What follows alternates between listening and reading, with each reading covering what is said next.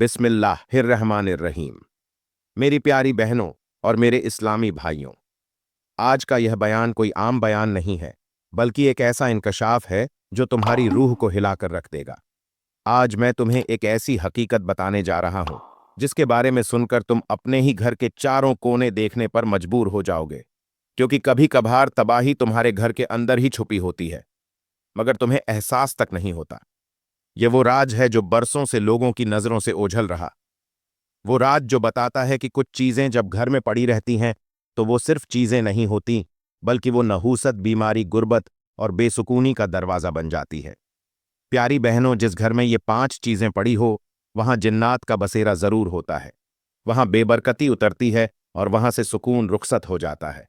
तुम सोच भी नहीं सकती, मगर उनके असरात इंसान की जिंदगी को अंधेरों में धकेल देते हैं। तो मेरी इस्लामी बहनों और मेरे मोहतरम भाइयों, दिल थाम लो, क्योंकि जो बातें आज तुम सुनने वाले हो वो तुम्हें तुम्हारे घर के हर कोने पर गौर करने पर मजबूर कर देंगे।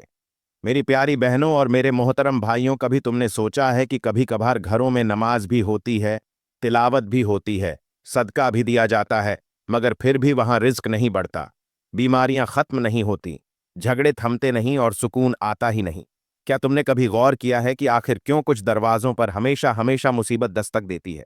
ये कोई इत्तेफाकन नहीं होता, बल्कि यह उस खामोश तबाही का नतीजा होता है जो उन घरों में मौजूद मखसूस चीजों से जुड़ी होती है। मेरे करीम नबी ने फरमाया, जिस घर में बेफायदा चीजें जमा की जाए, वहां से बरकत उठा ली जाती है। अब तुम खुद सोचो, क्या तुम्हारे घर में भी कुछ ऐसी अशिया मौजूद हैं जो न सिर्फ गैर जरूरी हैं, बल्कि तुम्हारे रिज्क, तुम्हारे सुकून और तुम्हारे नसीब के खिलाफ काम कर रही है? प्यारी बहनों, कुछ अशिया ऐसी होती हैं जो जिन्नात को खींचती है और शैतानी ताकतों को दावत देती है, और तुम्हें खबर भी नहीं होती कि तुम्हारा अपना ही घर तुम्हारी परेशानियों की असल जड़ बन चुका है। यह दुनिया सिर्फ नजर आने वाली चीजों पर मुश्तमिल नहीं, बल्कि कुछ नजर न आने वाली हकीकतें भी हमारे इर्द गिर्द गर्दिश कर रही होती हैं, और उनका ताल्लुक तुम्हारे माहौल, तुम्हारे अल्फाज, तुम्हारे आमाल और हाँ, तुम्हारे घर में रखी हुई उन चीजों से होता है जिन्हें तुम मामूली समझती हो, मगर वो तुम्हारे हालात बदलने की ताकत रखती है। तो कान खोलकर सुनो और दिल थाम लो, क्योंकि जो कुछ अब तुम सुनने वाले हो वो तुम्हारे सोचने के अंदाज और शायद तुम्हारे घर की तरतीब तक बदल देगा। प्यारी बहनों और मेरे मोहतरम भाइयों, यहां पर मैं आप लोगों को एक ऐसी दिल दहला देने वाली, आंखें खोल देने वाली और रूह को झंझोर देने वाली कहानी सुनाने जा रहा हूं, जिसे सुनने के बाद आप अपने घर के एक एक कोने को जरूर परखोगे। हर अलमारी, हर दीवार, हर पुरानी चीज को शक की निगाह से देखोगे, क्योंकि यह कहानी सिर्फ एक औरत की नहीं, बल्कि हम सब की जिंदगी का आईना है। इस कहानी में एक ऐसा राज छुपा है जो अगर तुम समझ लो तो तुम्हारी जिंदगी का रुख ही बदल जाएगा। तुम्हारी झोलियां खाली ना रहेंगी और तुम्हारी दुआएं रद्द ना होंगी। तो चलो प्यारी बहनों, अब हम वक्त जाया किए बगैर बढ़ते हैं अपनी कहानी की तरफ। और वो कहानी कुछ यूं है कि एक मर्तबा एक बुजुर्ग का गुजर एक बस्ती से हुआ। उन्होंने देखा कि वो बस्ती निहायत ही खस्ता हाल घरों पर आबाद है।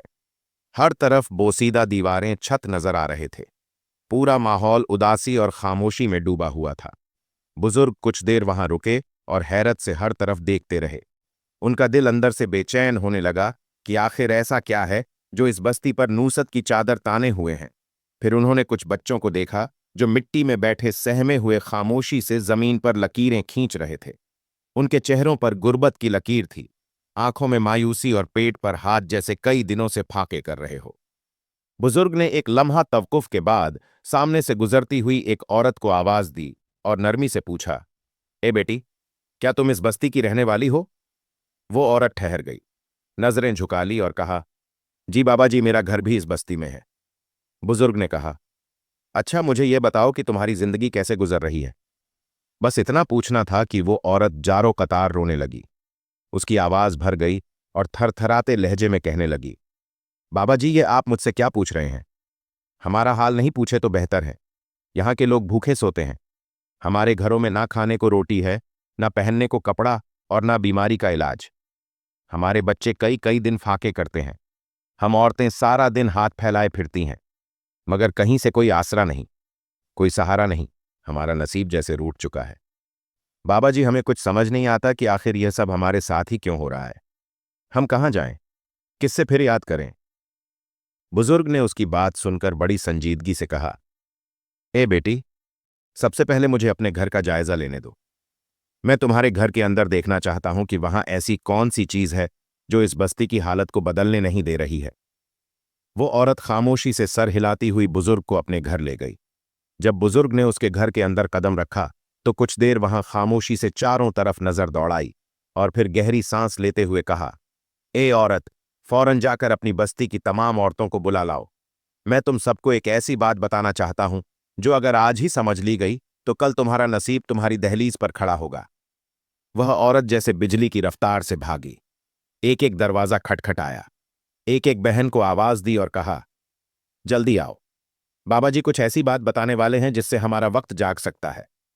वो औरतें जो पहले ही से गुर्बत, भूख और नंग से तंग आई हुई थीं, उम्मीद की एक किरण लिए दौड़ती हुई आई और बुजुर्ग के इर्द गिर्द बैठ गई। आंखों में इल्तजा थी और लबों पर सिर्फ एक जुमला, बाबा जी हमें बचा लो, हमारे बच्चे भूख से मर जाएंगे, खुदा के लिए हमारी मदद कर दो। बुजुर्ग ने सबको खामोश करवाया और निहायत नरमी से फरमाया, ए मेरी बेटियों और बहनों, आज मैंने तुम्हारी बस्ती की हालत देखी तो मुझसे रहा ना गया। सिर्फ एक घर का जायजा लिया और मुझे मालूम हो गया कि तुम्हारे घरों में क्या कमी है। तुम रिज्क, सुकून, दौलत और राहत के लिए तड़प रही हो, मगर तुम्हें यह खबर नहीं कि तुम्हारी अपनी छत के नीचे वो चीजें मौजूद है जो तुम्हारे रिज्क का दरवाजा बंद कर रही है, तुम्हारी दुआओं को रोक रही है और तुम्हें उस नेकी से भी दूर कर रही है जो अल्लाह की रहमत को खींचती है। यह सुनते ही औरतें धारे मार मार कर रोने लगीं और फिर याद करने लगीं, बाबा जी हमें जल्दी बता दें, हमें सिर्फ सच जानना है, हमें बस वो बातें बता दें जिनकी वजह से हमारे बच्चे भूखे सोते हैं, हमारी दुआएं रद्द होती हैं, हमारे घरों में रिस्क क्यों नहीं उतरता और हम क्यों हर वक्त मुसीबत में घिरे रहते हैं।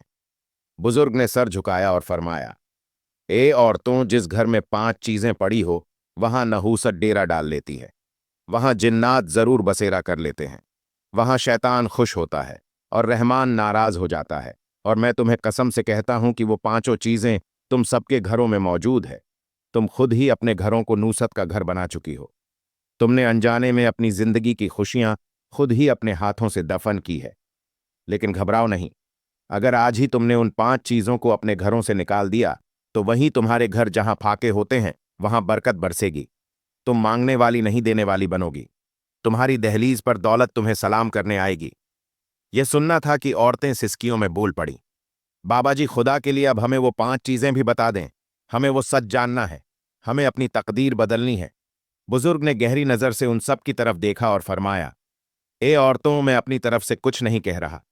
मैं तुम्हें सिर्फ वो निशानियां बताने जा रहा हूं जो हर उस घर को गुर्बत की दलदल में धकेल देती है जहां उन्हें अहमियत नहीं दी जाती।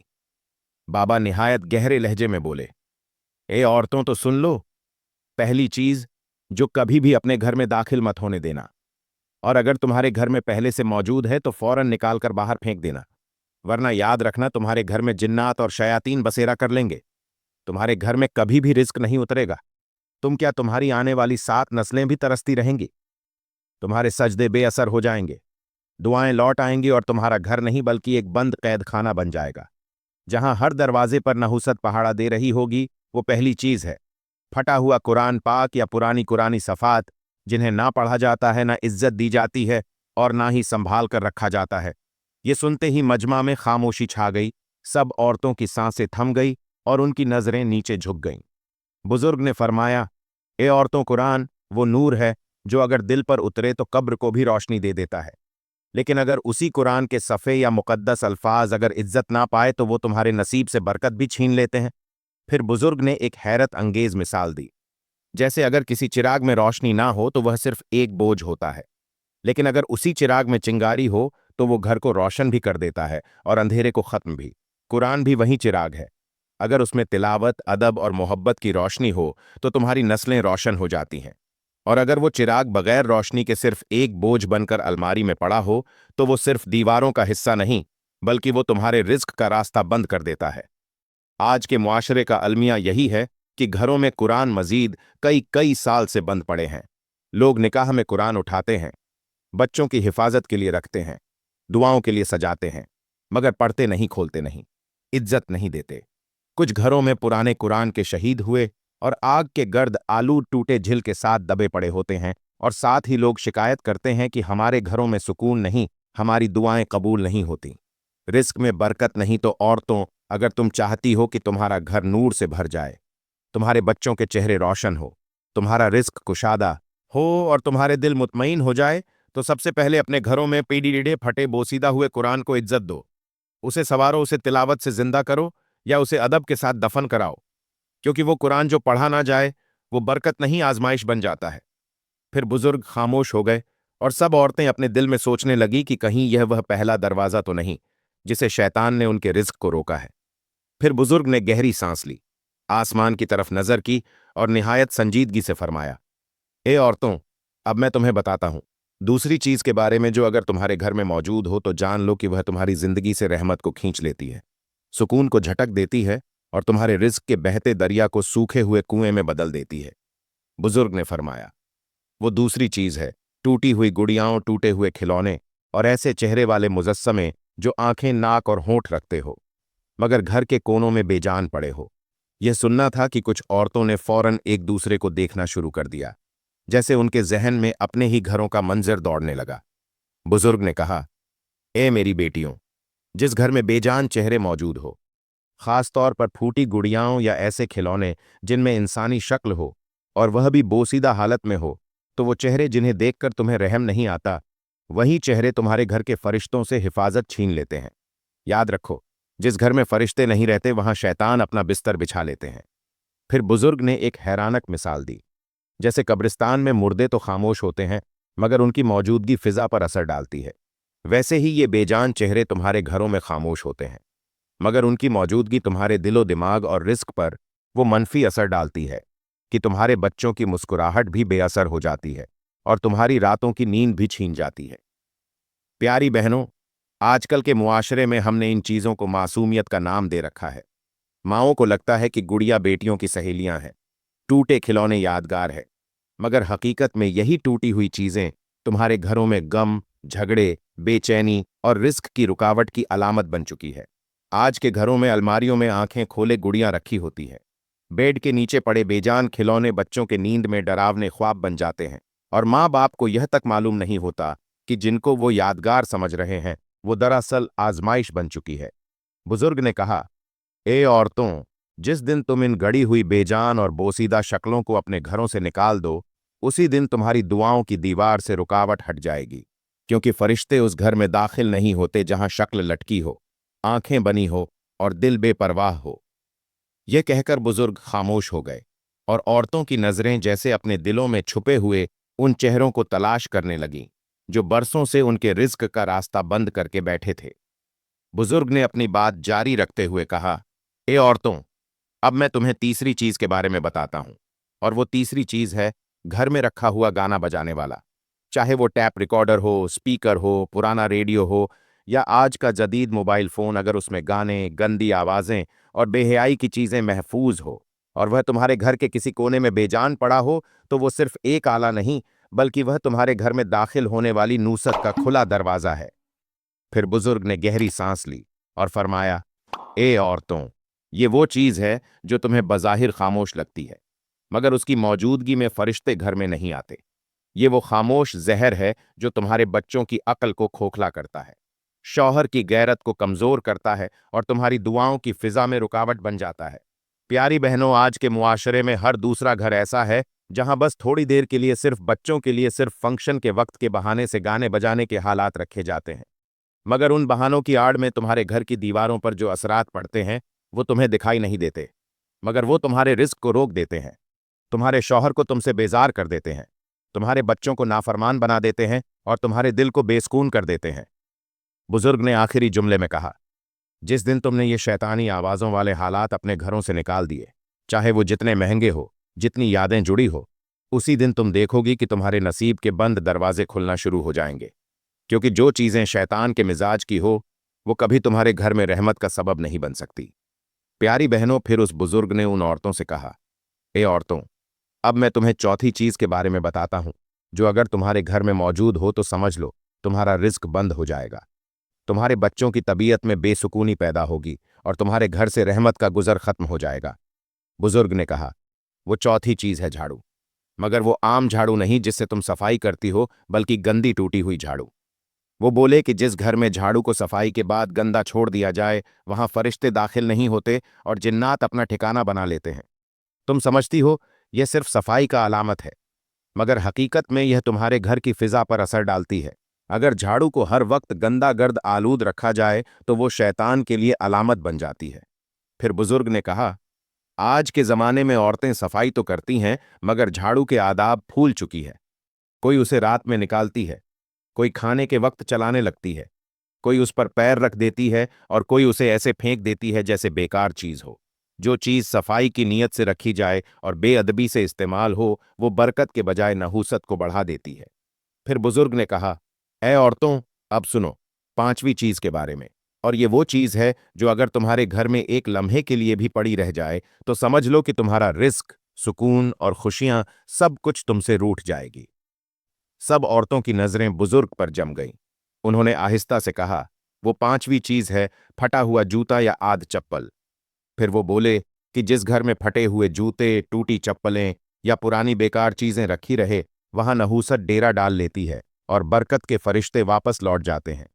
बुजुर्ग ने कहा, तुम समझती हो कि पुरानी चप्पल क्या नुकसान दे सकती है, मगर याद रखो यही चप्पल शैतान के कदमों के निशान बन जाती है, क्योंकि जो चीज बोसीदा, गंदी और टूटी हो वह सिर्फ मिट्टी नहीं पकड़ती, वह शैतानी असरात को भी समेट लेती है। फिर वो औरतों से मुखातिब होते हुए, आज के घरों में औरतें नई चीजें खरीदती हैं मगर पुरानी नहीं निकालती। जूते पर जूता जमा होता जाता है, अलमारियों में टूटी चप्पलें बरसों तक पड़ी रहती हैं और घर की फिजा भारी रहती है। तुम समझती हो ये चीजें मामूली है, मगर यही चीजें वो रुकावट है जिनकी वजह से तुम्हारे घरों में रिज्क कम हो गया है, तुम्हारे बच्चों में चिड़चिड़ापन आ गया है और तुम्हारे शौहर के कामों में रुकावटें आने लगी हैं। फिर बुजुर्ग ने खामोशी से कहा, अगर तुमने आज इन बोसीदा चीजों को अपने घर से निकाल दिया तो तुम्हारे नसीब में नई रोशनी आएगी, तुम्हारे रिज्क के दरवाजे खुल जाएंगे और तुम्हारे दिलों में वो सुकून उतरेगा जिसे तुम बरसों से तलाश कर रही थी। प्यारी बहनों, मैं दुआ करता हूं कि अल्लाह तबारक व ताला हम सबको वो समझ, वो अकल और वो हिम्मत अता फरमाए कि हम इन बातों पर दिल से अमल कर सकें, क्योंकि यही बातें हमारी दुनिया भी संवार सकती हैं और हमारी आखिरत भी।